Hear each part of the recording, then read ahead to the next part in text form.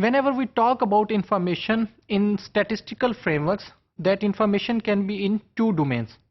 First domain is spatial domain and the other one is temporal domain. Spatial domain basically presents information which is in the form of our XY coordinates or which is presented with the help of location only.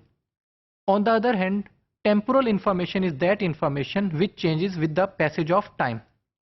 For example, our speech is a basic example of temporal domain information. And similarly, different actions performed in our daily life, they are temporal information. Such as if I say that a person is sitting on a chair, it is a temporal information, of course, that if someone wants to sit on a chair, then he should first go towards that chair, then stand in front of that chair and then sit down. Similarly, if I say that stand up from a chair, and if a person is not sitting on the chair, how he can stand up from that chair?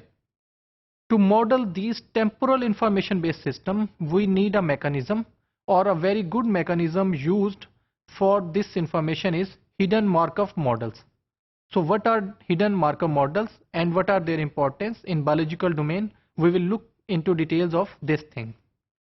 So by definition or for introduction, we can say that these hidden Markov models, which are presented by HMMs also, they are statistical Markov models in which the system being modeled is in Markovian state and the states are hidden from the user. So what are Markovian states and how it is hidden? We will see into details of these things. So first we should define what is a statistical model. So basically, statistical model is a mathematical construct or part that attempts to parameterize a random process or event. So statistical model basically is a mathematical thing, and then it tries to parameterize or to show any event with some value. For example, if I want to show number of grades of students in a specific class, then I can show those grades by some curve.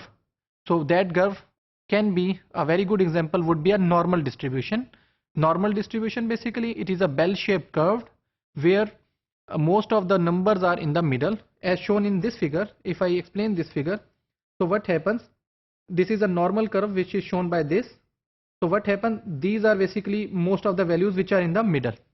On the left hand side and on the right hand side there are values. So this curve starts from this value, then it moves towards its top value and then it scrolls down. So normal distribution, or for example, if I want to show grades of a students, I would say that majority of students suppose have B plus grade, some students have A plus grade and some students are F grade. So at the top, at this place this is B plus grade, then here we have A plus grade and here we have C plus or F grade type things. So every normal distribution should have some assumptions. Assumption means that how we will assuming what would be the data. Then parameters. Parameters are those values such as our grade examples number of marks. Then estimation. If we want to, based on those marks, we want to estimate grades. And then what are the different usage? So usage is for preparation of the result. So similarly, these statistical models, they are basic structure for defining our hidden Markov models. So then I will explain history of HMMs. So basically these HMMs were discovered by Baum and his colleagues during 1960s, and then their basic outbreak came in the area of speech recognition. Why speech recognition? Because in speech recognition we have two things, acoustic model and then language model. So acoustic model is basically modeling of our speech signals. Whenever we speak something, it is in temporal order, that it would follow some rules and it will be one thing would be followed by the other thing.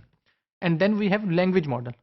So language model basically presents how information is written in textual format or in digitized format. So in mid 1970s, speech recognition was followed on hidden Markov models, and in 1980s biological sequence modeling started working using hidden Markov models. So formal definition of a hidden Markov model, it is basically a formal foundation for making probabilistic models of linear sequence and then labeling those sequences. So it is probabilistic. Probabilistic means these values will be between 0 and 1. and they provide a conceptual toolkit for building complex models just by drawing those models on our simple notebook and flat files. So again, formalism. For formalism, equation is written here for first order Markov property.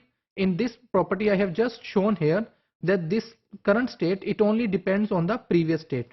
So what are these states and what is this probability? I will explain this in other modules.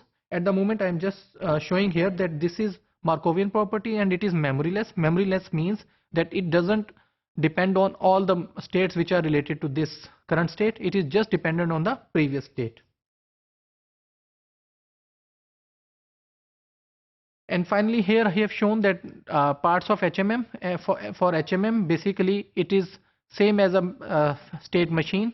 So in comparison to state machines or similar to state machines, it will always have some states which are shown by S1, S2 and S3, and N is the number of states, how many states are there in an HMM, and time is a timestamp at that at what time the state exists. For example, at every unique time or discrete time only system will be in one state.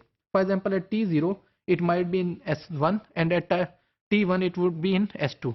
So for at one time it will be only at one state. It is not possible that at the same time it is in multiple states.